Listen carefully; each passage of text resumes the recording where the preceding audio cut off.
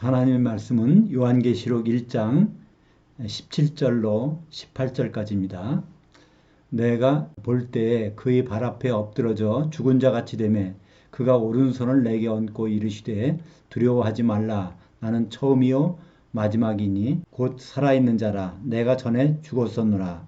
볼지어다 이제 세세토록 살아있어 그 사망과 그 음부의 열쇠들을 가졌노니.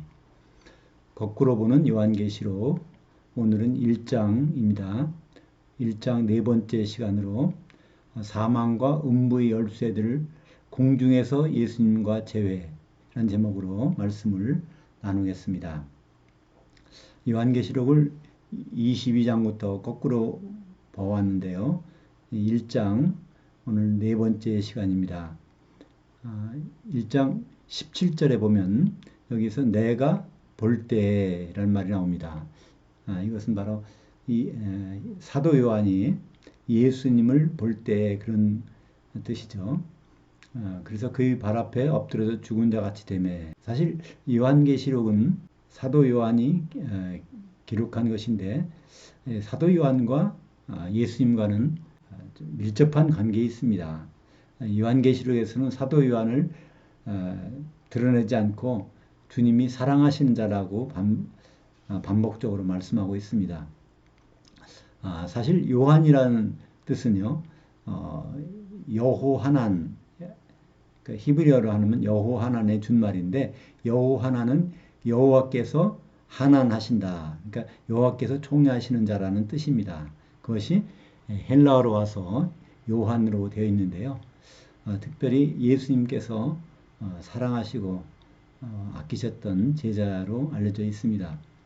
사실 요한계시록에 기록할 때 왜 사도 요한을 공중으로 불러내서 그곳에서 모든 것을 말씀하셨을까요? 이것은 갑작스럽게 된 일이 아닙니다. 요한과 예수님과의 만남, 그것은 예수님께서 이미 설정해 놓으신 일이죠. 요한복음 21장 21절과 22절을 보면 이에 베드로가 그 요한을 보고 예수께 여짜오되 여짜오되 주님 이 사람은 어떻게 되겠사옵나이까. 예수께서 이르시되 내가 올 때까지 그를 머물게 하고자 할지라도 내게 무슨 상관이냐 너는 나를 따르라 하시더라. 23절 하반절에 보면 예수의 이 말씀은 그가 죽지 않겠다 하신 것이 아니라 내가 올 때까지 그를 머물게 하고자 할지라도 내게 무슨 상관이냐 하신 것이라. 요한복음 마지막 장 21장에 보면 예수님께서 갈릴리 바닷가에서 제자들을 만나시고 다시 그 이후에 또 제자들을 만나셔서 베드로에게 질문하셨죠. 네가 나를 사랑하느냐? 네가 나를 사랑하느냐? 네가 나를 사랑하느냐? 3번 질문하시고 베드로에게 그 말씀하십니다. 내 어린 양을 먹이라. 내 양을 치라. 내 양을 먹이라. 그러니까 성도들을 목양하는 사명을 주신 것이죠. 그때 베드로가 요한을 보고 이렇게 질문합니다. 주여 이 사람은 어떻게 되겠습니까? 그러니까 예수께서 하신 말씀이 내가 올 때까지 그를 머물게 하고자 할지라도 내게 무슨 상관이냐. 그 이전에 사실 예수님 말씀하셨죠. 베드로 보고 너는 젊어서는 내가 마음대로 행동할 것이지만 내가 나이 들어서는 남이 너에게 띠를 띄우고 네가 원치 않는 곳으로 너를 데려가리라. 그래서 그는 나이가 들어서 순교할 것을 예수님께서 말씀하시니까 베드로가 그러면 이 요한은 어떻게 되겠습니까? 그때 예수님 말씀이 내가 올 때까지 그를 머물게 하고자 할지라도 이런 말씀하셨습니다. 다른 사도들, 제자들은요, 이 요한이 아마 죽지 않았나 보다 이렇게 생각하고 있었을 때 예수님이 다시 확인해 주신 말씀이 23절 하반절에 예수님의 이 말씀은 그가 죽지 않겠다 하신 것이 아니라 내가 올 때까지 그를 머물게 하고자 할지라도 내게 무슨 상관이냐 하신 것이라. 그러니까 이 말씀은 어떻게 보면 좀 이해가 안 가는 말씀인 것 같습니다. 근데 이걸 요한계시록과 연관돼서 보면 우리는 이제 이해가 가는 것이죠. 예수님께서 그가 죽지 않겠다고 하신 것이 아니라 정확히 말하면 그가 영원히 죽지 않겠다 하신 것은 아닙니다. 어떤 일이 있고 나서 죽을 수 있다는 거예요. 그게 어떤 일이냐면 내가 올 때까지, 그러니까 주님이 사도 요한이 죽기 전에 한번 오신단 말입니다. 그게 어디란 장소는 안 했어요. 근데 그것을 요한계시를 보면 그것이 바로 공중에 오시고 요한이 거기 가서 만날 것을 말씀한 것을 알 수 있습니다. 내가 올 때까지. 그러니까 이걸 좀 풀어서 보면 예수님이 공중에 올 때까지 그를 머물게 하고자 할지라도, 이 세상에서 살게 할지라도, 그런 뜻이겠죠. 그래서 드디어 예수님이 주후 30년에 십자가 달리시고 그 해에 승천하셨습니다. 그러고 나서 이게 요한 계시록이 기록한 시기가 약 AD 90년에서 95년 사이로 보니까 60년 동안 예수님을 만난 적이 없었던 것이죠. 근데 갑자기 사도 요한이 반모섬에 있을 때 영으로 주의 날에, 주님의 재림의 날에, 그것은 공중이죠. 거기를 시간 이동과 공간 이동을 한 것입니다. 거기서 예수님을 만나는 장면이죠. 그것이 1장 13절에 요한계시록 1장 13절에 나오지 않습니까? 일곱 촛대 한가운데 서신 예수님. 일곱 촛대는 교회니까 일곱 촛대, 일곱 교회 한가운데 계신 예수님인데 그 예수님을 거기서 보기만 했어요. 그래서 예수님의 목소리를 들어보려고 했고, 그 다음에 예수님 보려고 하니까 과연 17절에 내가 예수님 볼 때, 이런 말입니다. 처음으로 요한은 예수님을 대면하고 음성을 들은 것입니다. 처음 음성이 바로 두려워하지 말라. 그러니까 엎드려진 사도 요한에게 손을 얹고 두려워하지 말라. 너는 두려워하지 말라. 그런 뜻입니다. 그러니까 60년 만에 만난 사도 요한에게 예수님은 첫 마디가 너는 두려워하지 말라. 그러면서 나는 처음이요 마지막이니, 이렇게 말씀하십니다. 마태복음 16장 27절에도 여기에 관한 말씀이 있습니다. 마태복음 16장 27절과 28절을 제가 읽겠습니다. 인자가 아버지의 영광으로 그 천사들과 함께 오리니 그때 각 사람이 행한 대로 갚으시리라.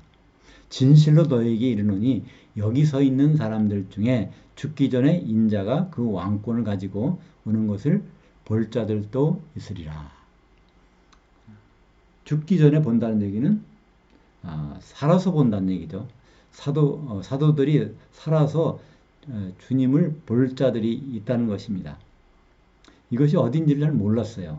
마태복음 16장은 예수님이 제자들을 이끌고 가이사랴 빌립보에 가서 거기서 제자들에게 물어보십니다. 사람들이 나를 누구라 하느냐? 그때 베드로가 저는 그리스도시요 살아계신 하나님의 아들이십니다. 고백했더니 거기서 교회에 대해서 말씀하시고 거기에 연이어서 나온 말씀이 이 말씀입니다. 여기 서 있는 사람들, 사도들 중에서 다른 사람 없었어요. 거기서는 12사도들 데리고 와서 가이사랴 빌립보에 가신 것이니까 죽기 전에 인자가 그 왕권을 가지고 오는 것을 볼 자들도 있느니라. 이것이 바로 사도 요한이 죽기 전에 반모섬에 있을 때 그 영혼이 이끌려서 공중에 가서 예수님을 본 장면을 말씀하고 있는 것이죠. 예수님은 오늘 요한계시록 1장 17절에서 예수님 자신을 처음과 마지막이신 예수님이라고 소개하고 있습니다. 사도 요한은 초면이 아니죠. 사랑하는 제자고 지금 약 60여 년 만에 만나신 것이죠. 감람산에서 예수님은 셋째 하늘로 올라가시고 그래서 거기서 요한과 헤어졌는데 이제 약 60여 년이 지나서 말씀하신 말이 처음과 마지막이다 이렇게 소개하십니다. 창세기 1장 1절에 보면 태초에 하나님이 하늘들과 땅을 창조하시니라. 거기서 하나님은 엘로힘입니다. 엘로힘은 복수죠. 성부, 성자, 성령의 하나님이 하늘들과 땅을 창조하셨다는 것입니다. 근데 주어는 복수인데 동사 창조하시니라는 단수입니다. 그러니까 삼위일체 하나님께서 창조하셨다는 것을 나타내고 있습니다. 원전에 이 창세기 1장 1절은 삼위일체란 말이 안 들어가면 번역이 안 되는 말씀입니다. 처음에 그러니까 아버지 하나님이 창조하신 것, 혼자 창조하신 것이 아니라 예수님도 거기에 계셨다는 것을 나타내고 있습니다. 요한복음 1장 1절에도 마찬가지죠. 태초에 그 말씀이 계시니라. 여기서 계시니라는 단어는 미완료입니다. 미완료라는 것은 과거 진행형이죠. 그러니까 태초라는 시점에 예수님은 그 이전부터 계셨다는 것입니다. 이 말씀이 그 하나님과 함께 계셨으니 이 말씀도 곧 하나님이시니라. 여기에 앞에 하나님은 정관사가 있고요. 뒤에 하나님은 정관사가 없습니다. 그러니까 앞에 하나님은 성부 하나님을 가리키고요. 뒤에 하나님은 예수님이 하나님이시다는 것을 설명하고 있는 것입니다. 이렇게 신약시대에 와서는 하나님, 테오스가 항상 단수예요. 그러니까 이 테오스가 성부를 가리키는지 성자를 가리키는지 성령 하나님을 가르치는 데는 문맥을 통해서 알 수 있습니다. 그래서 신약시대의 하나님은 삼위 세 분처럼 활동하시다가 맨 마지막에 요한계시록 22장에 보면 바로 하나가 되는 것을 보여주고 있습니다. 모든 사역이 끝났을 때 바로 하나님의 보좌에서 전능하시는 보좌에 어린 양이 앉아 있고 그 어린 양 앉아 있는 보좌에서 생수의 강이 넘쳐나는 것을 볼 수 있습니다. 생수는 성령이시니까 성부, 성자, 성령이 다시 한 자리에 계신 것을 알 수 있습니다. 그 전까지는 세 분이 따로따로 행동하시는 동일한 하나님이시지만은 다른 경로로 활동을 하십니다. 그래서 요한계시록 1장 2절에 보면 그가 태초에 성부와 하나님과 함께 계셨고 만물이 그로 말미암아 지은 바 되었으니 지은 것이 하나도 그가 없이는 된 것이 없느니라. 그러니까 창조 때부터 예수님은 성부 하나님과 같이 사역하신 것을 알 수 있습니다. 태초에 그가 하나님과 함께 계셨고 이 계셨고라는 단어도 미완료거든요. 그러니까 과거 진행형입니다. 태초란 시점에서 예수님은 과거에 무슨 일을 하셨다? 바로 하나님과 같이 쭉 계셨다는 말씀입니다. 그렇다면 이 태초에 이런 일을 시작하기 이전부터 하나님은 계획이 있으시겠죠. 그것이 에베소서 1장 4절에 나옵니다. 곧 창세전에 그리스도 안에서 우리를 택하사 우리로 사랑 안에서 그의 앞에 거룩하고 흠이 없게 하시려고. 창세전에 어떤 계획이 있냐면 예수 그리스도 안에서 우리를 택하시고 우리를 흠 없게 하시라는 계획이 있었다는 거예요. 이것을 잘못 해석하면 개인적으로 하나님이 점지해 놓으셨다. 구원받을 사람과 구원받지 않은 사람을 점지해 놓으셨다고 생각하기 쉬운데 그건 그렇지 않습니다. 하나님의 뜻이 그렇다는 거예요. 그리스도 안에 들어온 사람을 통해서 하나님의 아들 삼으시고 그 아들을 한 몸 되게 해서 어린 양의 신부로 만드신다는 그 계획이 있다는 것이지 그 속에 각자가 예정된 것은 아닙니다. 그런 계획이 예정되어 있다는 거예요. 그 계획 가운데 들어오는 사람이 바로 구원이 있다는 것입니다. 그것이 바로 그 기쁘신 뜻이라는 거예요. 에베소서 1장 5절에 보면 그 기쁘신 뜻대로 우리를 예정하사 그리스도로 말미암아 자기 아들들이 되게 하셨으니, 그러니까 그리스도 안에서 계획을 세우시고 그리스도로 말미암아 그리스도께서 죽으시고 부활하시면 말미암아 마다들이 되셨기 때문에 우리가 하나님의 합법적인 아들들이 된 것입니다. 그러니까 우리는 하나님이 자녀 되는 것, 하나님의 아들 되는 것은 그것은 목적이 아니라 하나의 과정입니다. 그것이 바로 6절에 설명이 나오죠. 에베소서 1장 6절에 이는 하나님이 그리스도로 말미암아 우리를 아들 삼으신 목적은 그가 사랑하시는 자 안에서 우리에게 거저 주신 바 그의 은혜의 영광을 찬송하게 하려는 것이라. 바로 은혜의 영광이 무엇일까요? 그걸 찬송하는 것. 그것은 한마디로 어린 양의 혼인식입니다. 요한계시록 19장 6절에 보면 하나님이 통치하신 내용을 설명하고 있습니다. 할렐루야, 우리 주 하나님 그 전능하신 이가 통치하셨도다. 하나님이 통치의 결과물이 7절과 8절에 나오지 않습니까? 요한계시록 19장 어린 양의 혼인이 이르렀고 한 세마포 옷을 입은 아내가 준비되었는데 그 아내는 성도들의 의로움들이더라. 그래서 성도들이 성령의 기름으로 하나가 돼서 어린 양의 신부가 되는 것이 하나님의 경륜의 완성인 것을 볼 수 있습니다. 그러니까 우리 신약 성경을 통해서 구원받은 우리가 무슨 일을 해야 될까? 하나님 뜻대로 열심히 살아보면 될까? 기도하고 성경 보면 될까? 선행을 해야 될까? 그런 것도 있어야 되겠지만 하나님의 뜻은 아들들이 머물러 있어 하나님 아들들이 그냥 아들들로 하나님 만날 수 없다는 거예요. 바로 아들들이 뭘 준비해야 되는데 그것은 한 신부가 되는 준비를 해야 된다는 것입니다. 그래서 마태복음 9장 15절에 하나님의 아들들이 어떻게 된다는 것을 말씀하고 있습니다. 예수께서 그들에게 이르시되 신부실 아들들이 신랑과 함께 있을 동안에 슬퍼할 수 있느냐? 그러나 신랑을 뺏길 날이 있으니 그때는 금식할 것이니라. 그러니까 우리 하나님의 아들들이 공중에 올라가서 그 신부실에 들어갈 텐데 거기에서 쫓겨나는 사람이 있다는 것입니다. 그 사람들이 금식한다는 것. 이 금식은 1000년 동안 불속견 유리받아 지옥에 들어가서 하는 금식입니다. 그래서 예수님은 그 결혼을 위해서 그 반드시 거쳐야 될 과정이 있어요. 그 과정을 우리는 그리스도의 심판대라고 알고 있습니다.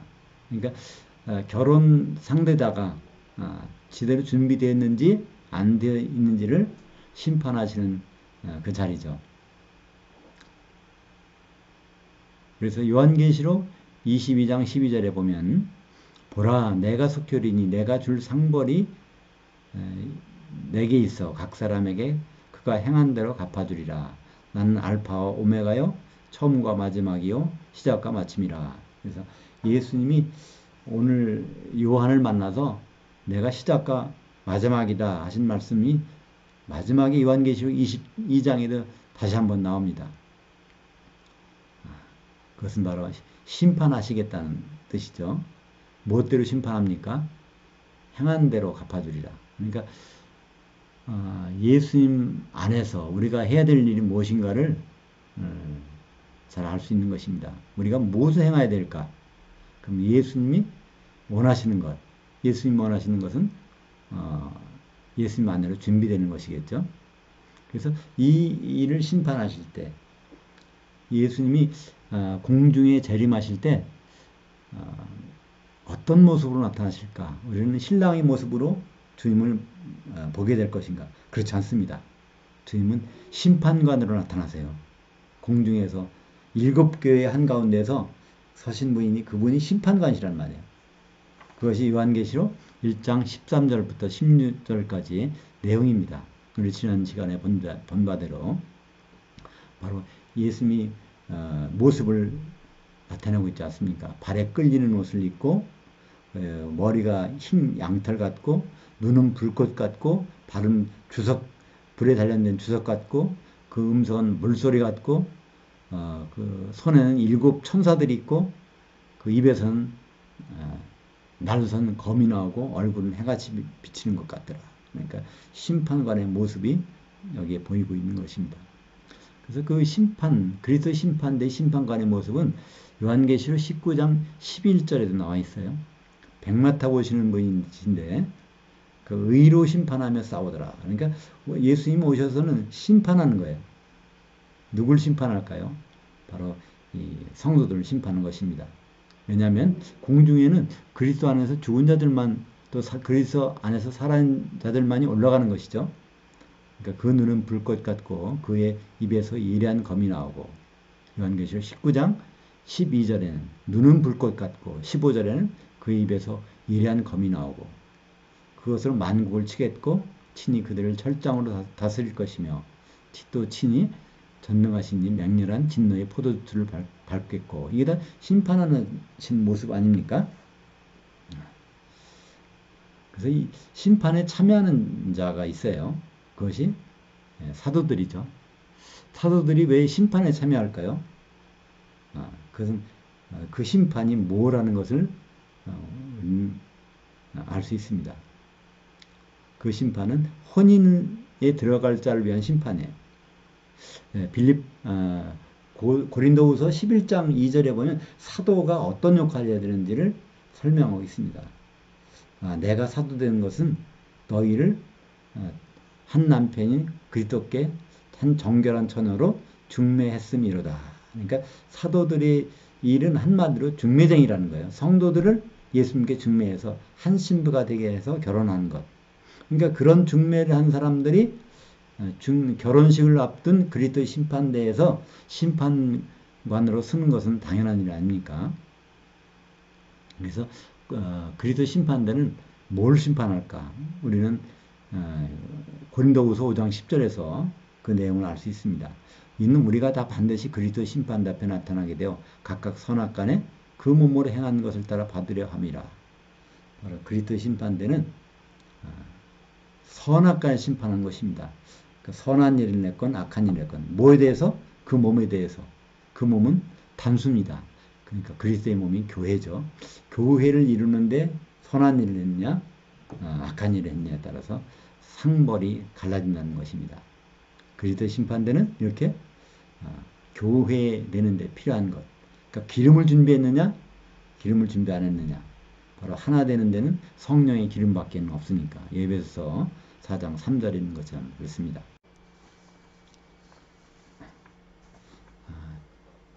1장 18절을 볼까요? 곧 살아있는 자라 내가 전에 죽었었노라. 그러니까 예수님은 자기를 소개하실 때 바로 살아있는 자, 전에 죽었다. 다시 말해서 죽고 부활하셨다. 그런 뜻입니다. 근데 그냥 죽고 부활했다는 그 단순한 의미가 아닙니다. 뭐로 죽고 뭐로 부활하셨는지, 즉 독생자로 죽으시고 마다들로 부활하셨다는 것을 나타내고 있습니다. 요한계시록은 1장 5절에 보면 그래서 그 마다들로 예수님을 소개하고 있어요. 근데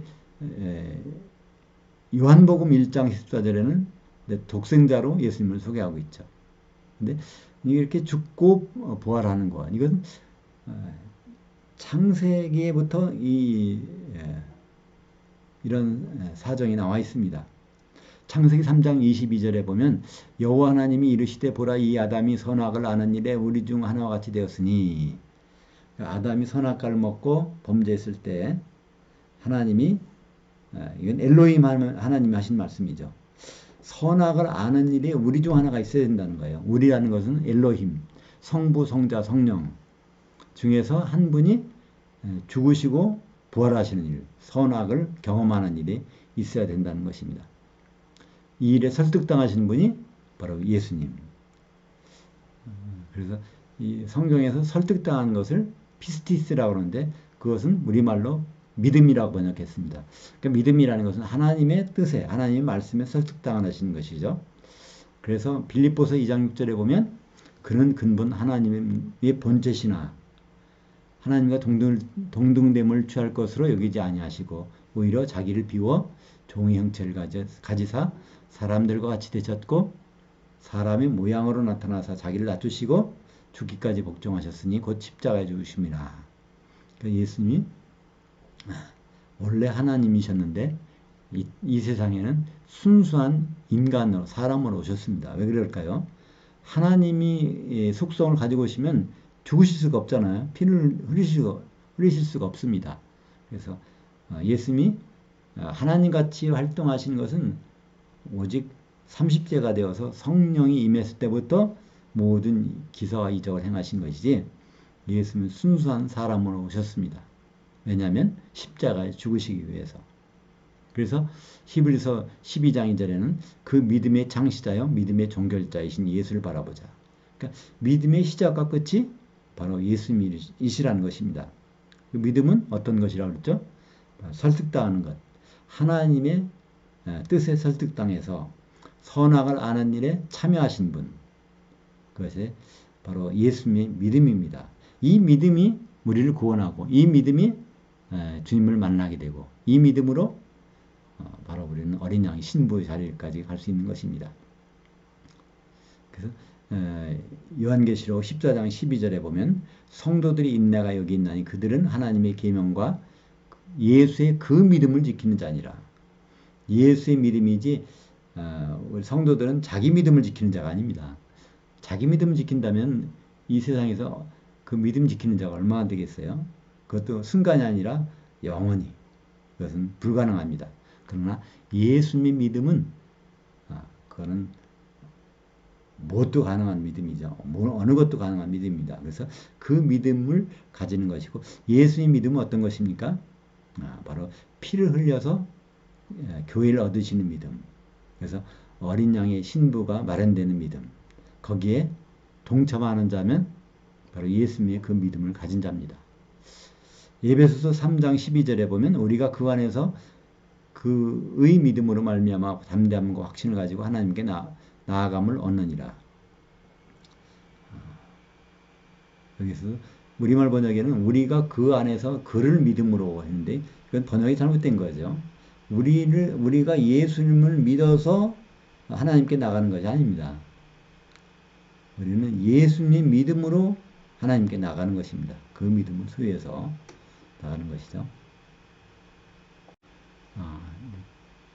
예수님은 독생자로 죽으셨다가 맏아들로 부활하신 분. 요한 복음이나 요한 1서에서는 예수님을 독생자로 소개하고 있습니다. 독생자는 외아들이라는 뜻이죠. 하나님의 아들이 한 분이라는 뜻입니다. 근데 이 독생자로 머물러 있으면 우리에겐 절망이죠. 하나님의 집안에 아들이 하나밖에 없으니까 우리는 하나님 자녀가 될 수가 없습니다. 근데 맏아들로 그분은 부활하셨죠. 골로새서 1장 18절에 그는 몸인 교회의 머리시라. 그가 근본이시여 죽은 자들 가운데서 맏아들 대신이시니 이는 친히 모든 성도들의 으뜸이 되려 하심이요. 그래서 예수님은 재림하실 때 맏아들로 오시죠. 히브리서 1장 6절에 또 그가 맏아들을 이끌어 세상에 다시 들어오게 하실 때 초림 때는 독생자로 오셨지만 재림 때는 맏아들로 오시는 예수님. 그래서 요한계시록 1장 5절에 또 믿음의 증인으로 죽은 자들 가운데서 맏아들 되시고 땅의 왕들의 머리가 되신 예수 그리스도로 말미암아. 그래서 예수님은 요한계시록에서는 독생자가 아니고 맏아들로 소개되고 있습니다. 그러니까 하나님 자녀들로 우리가 뭘 해야 되는지를 말씀하신 것이 요한계시록이죠. 그래서 요한계시록 1장 5절에 땅의 왕들의 머리가 되신 예수님. 땅의 왕들의 머리. 땅의 왕들은 성도들을 가리키죠. 왜냐하면 예수님은 골로새서 1장 18절에 교회의 머리가 되시니까 교회 머리, 땅의 왕들의 머리. 그러니까 땅의 왕들은 교회고 성도들이라는 것을 알 수 있습니다. 그래서 요한계시록은 이제 2장 이후부터 22장까지 대부분 땅이라는 것은 교회를 나타내고 있습니다. 그러면 오늘 1장 18절의 말씀, 마지막에 나와 있는 말씀, 예수님이 자기를 사망과 음부의 열쇠를 가지신 분이라고 소개하고 있어요. 그래서 예수님은 1장에서 전반적으로 그리스도의 심판대의 심판관이신 것을 나타내고 있습니다. 왜냐하면 혼인잔치에 들어가기 위해서는 그리스도의 심판대가 반드시 필요하니까 혼인잔치에 들어갈 수 있는 사람이 자격심사가 그리스도의 심판대죠. 근데 이제 예수님은 혼인잔치가 끝나고 천년왕국이 이어지고 천년왕국 다음에 백보자 심판이 있는데 그때도 심판관이 되십니다. 미리 말씀하신 것이 사망과 음부의 열쇠를 가졌다고 말씀하고 있죠. 오늘 1장 18절에 요한계시록 20장 11절에 보면 흰 보자, 백보자 심판대가 나옵니다.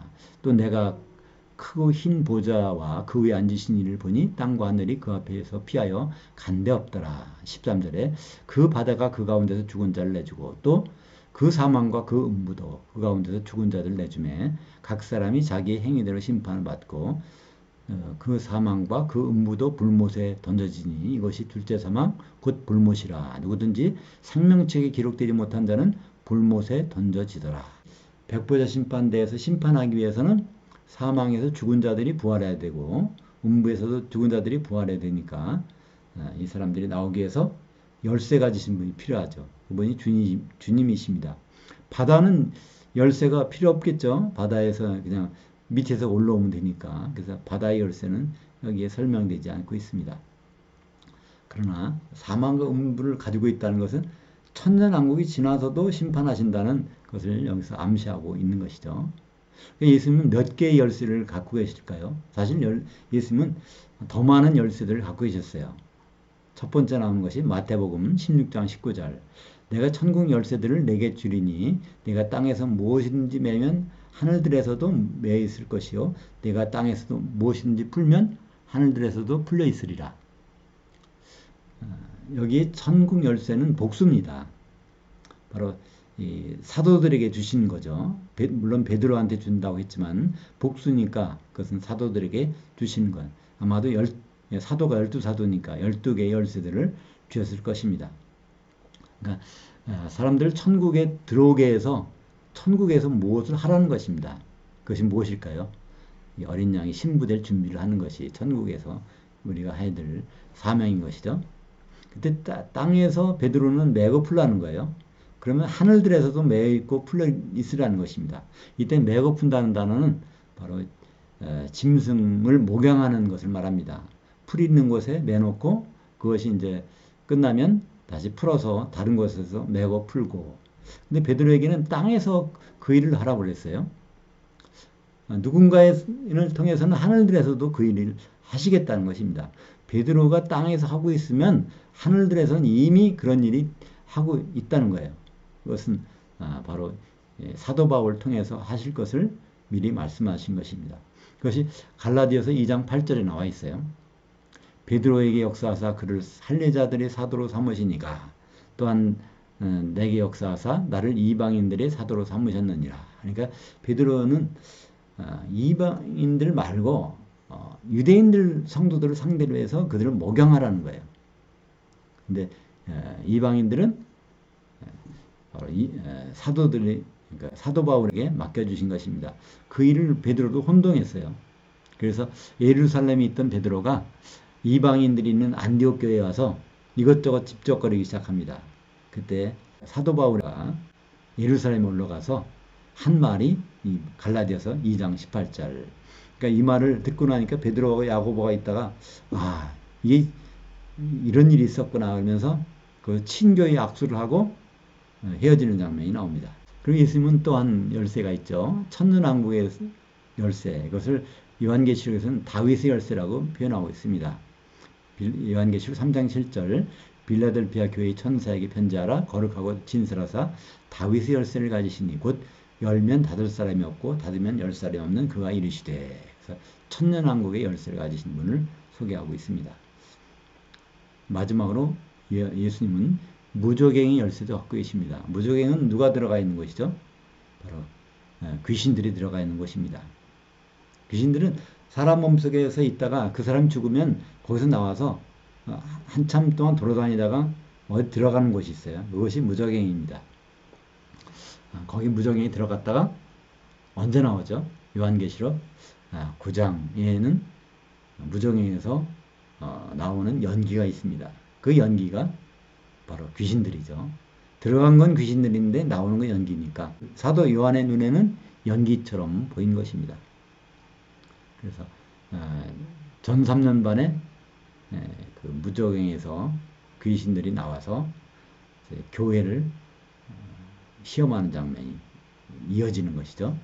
그래서 무적에는 나중에 누가 들어갑니까? 마귀가 들어가는 거예요. 귀신의 왕인 마귀도 결국 무적행에 들어갔다가 1000년 동안 거기 있고 다시 나와서 이제 유혹을 하다가 이제 불못으로 들어가게 되죠. 그 내용이 요한계시록 20장 1절에 나와 있습니다. 또 내가 봄에 천사가 무적행의 열쇠와 큰 쇠사슬을 그의 손에 가지고 하늘로부터 내려와서 그 영을 잡음이 곧 옛뱀이요 마귀와 사탄이라 1000년 동안 결박하여 무적행에 던져 넣어 잠그고 그 후에 인봉하여 1000년이 차도록 다시 만국을 미혹하지 못하게 했는데 그 후에는 반드시 놓이리라. 그러니까 1000년 왕국이 여기에 설명되고 있는 거예요. 1000년 왕국이란 뭐가 없는 곳입니까? 마귀와 귀신들이 없는 세계. 성도들은 이 세상에 땅에서 있을까요? 아니죠. 여전히 공중에서 주님과 더불어 영의 몸으로 왕노릇하게 되고 1000년 동안은 지상의 사람들이 불신자들이 1000년 동안 살기 좋게 좋은 세상을 맛보는 것입니다. 그러나 공교롭게도 그들은 1000년이 지나니까 마귀한테 미혹돼서 공중에 올라가서 다 불태워진 장면이 요한계시록 20장 19절에 불이 하늘에서 내려와 그들을 다 태워버리더라. 그래서 천년왕국은 바로 이기는 자 성도들이 그 왕국의 통치를 예수님과 하도록 하는 그 기회인 것이지 땅에서 잘 살아보라는 기회가 아닌 것입니다. 오늘 예수님의 모습을 보면서 사도 요한과 60년 만에 만나서 그것도 공중에서 만나서 주님은 셋째 하늘에서 공중으로 내려오시고 사도 요한은 땅에서 공중으로 올라가서 거기에서 예수님 만나서 하신 말씀들을 들어봤습니다. 주님은 맨 처음에 하신 말씀대로 사도 요한에게 두려워하지 말아라. 나는 시작이요 마지막이다. 처음과 끝이다. 주님이 시작하신 일은 이 세상에서는 끝나지 않습니다. 언제 끝나죠? 공중에 올라가서 심판 후에 그것이 일단 종료되게 됩니다. 이 세상의 모든 일들 주님의 계획 가운데 있고 그 계획은 그 계획 가운데서 우리는 우리의 본분을 다할 것입니다.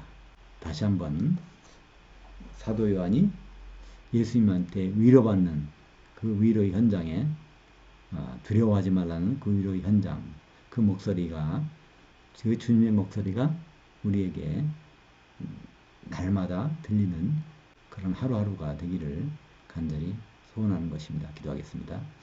하나님 아버지 감사합니다. 오늘 사도 요한이 예수님을 60년 만에 공중에서 만나서 예수님께 말씀을 듣는 장면을 우리가 같이 목격하였습니다. 예수님은 시작이시오 끝이신 분이십니다. 무엇을 시작했는지 무엇을 끝내는지 우리는 아는 사람들입니다.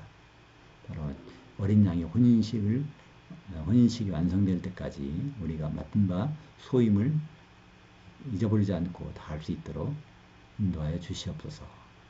예수님 이름으로 기도합니다.